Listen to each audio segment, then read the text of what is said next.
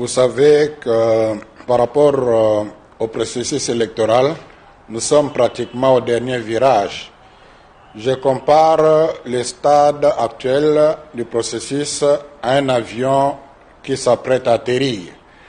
Et l'atterrissage est une étape du vol qui demande trop d'attention du pilote et de l'équipage, aussi de la tour de contrôle, et qui demande une grande connexion entre l'équipage et la tour de contrôle. L'équipage, c'est le président Kadim et ses collaborateurs, et nous sommes quelque peu la tour de contrôle. Donc dans cette dynamique-là, pour accompagner la CENI pour un bon atterrissage, que nous sommes venus échanger avec lui. Vous savez, la dernière actualité, c'est que la CENI a mis sur le site la cartographie électorale.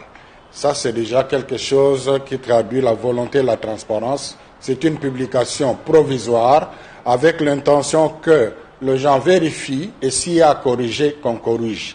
C'est dans cette dynamique-là que notre mission d'observation est allée vérifier la cartographie et a relevé ce qui est d'ailleurs dit clairement dans le communiqué, les erreurs. Les erreurs qui, du reste, a été reconnues, identifiées par la CENI avant même qu'on communique, il semble. Nous félicitons nos observateurs d'avoir fait un bon travail. Nous félicitons la CENI d'avoir identifié à temps ces erreurs et surtout d'avoir corrigé. Je crois que le plus important, c'est cette dynamique. Parce que là, on tend vers la solution de la crise de l'audit du fichier électoral. Si la CENI, pour la publication définitive, place la cartographie dans le site de la CENI sous un format téléchargeable et que nous vérifions, nous voyons que tous ces correctifs ont été faits, nous serons les premiers à dire clos le dossier, doute sur le fichier électoral. Et vous savez que le fichier est perfectible. Jusqu'à peut-être quelques jours, on aura vraiment un fichier définitif. Donc, comme observateur, nous le savons et quand nous nous prononçons, on en tient aussi compte. Évidemment, c'était l'occasion pour échanger sur certaines réalités. Vous savez, on est dans un environnement toxique.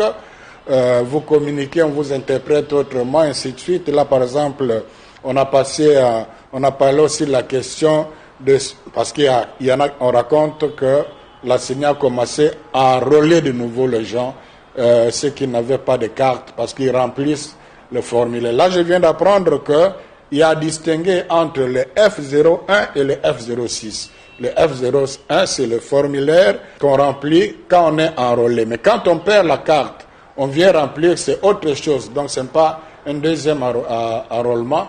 Et ça nous rassure.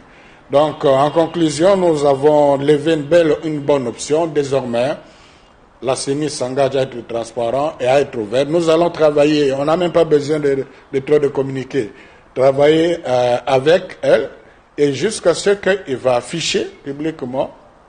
Et puis, nous allons constater en toute responsabilité parce que nous avons besoin de bonnes élections. Et pour le reste, nous avons réitéré la recommandation qui, du reste, est déjà prise en compte par la CENI, l'affichage bureau de vote par bureau de vote. Et ils nous ont rassuré aussi qu'ils vont être proactifs pour les observateurs. Donc, je crois que sur cette note, il y a de quoi être apaisé.